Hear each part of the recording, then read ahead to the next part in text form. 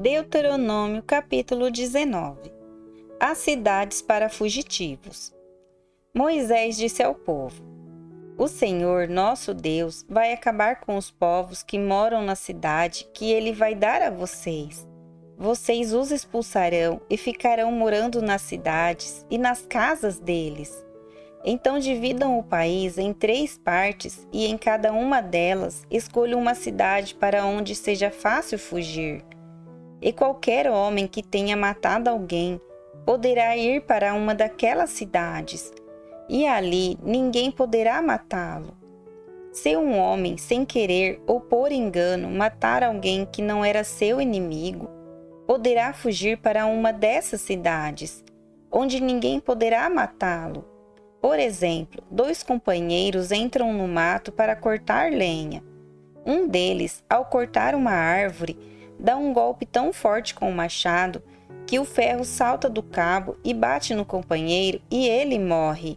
Então aquele homem irá para uma dessas cidades, e ali ninguém poderá matá-lo.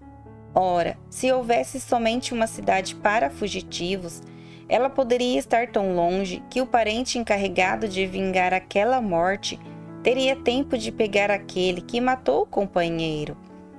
E o parente estaria tão furioso que mataria o homem, embora este não merecesse a morte, pois foi sem querer que matou o companheiro.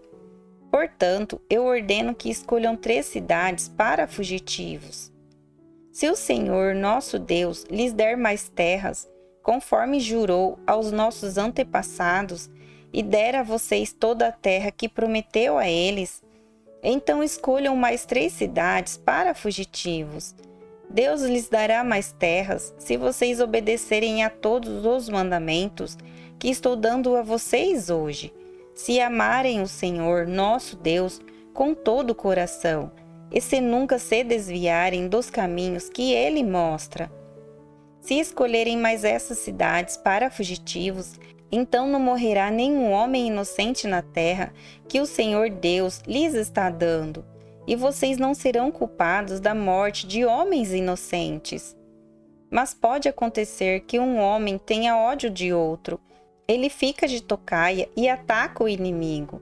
Aí ele vai para uma dessas cidades a fim de não ser morto. Nesse caso, os líderes da cidade em que ele mora mandarão buscá-lo e o entregarão ao parente encarregado de vingar aquela morte. E o criminoso será morto. Não tenham dó nem piedade. Tirem do meio de Israel o criminoso, a fim de que tudo corra bem para vocês. As divisas. Não mudem de lugar os marcos de divisa do terreno do vizinho. Elas foram colocadas há muito tempo na terra que o Senhor, nosso Deus, está dando a vocês. As testemunhas. Quando alguém for acusado de ter cometido um crime, seja qual for, uma testemunha não basta. É preciso ter pelo menos 2 testemunhas para confirmar uma acusação. Se uma testemunha falsa acusar alguém de ter cometido um crime, o acusador e o acusado irão ao lugar de adoração, e ali apresentarão o caso aos sacerdotes e aos juízes que estiverem julgando naquele tempo.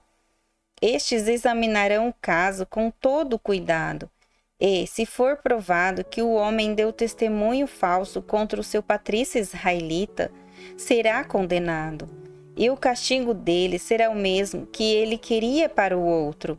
Assim vocês tirarão o mal do meio do povo. Todo o povo de Israel saberá do que aconteceu.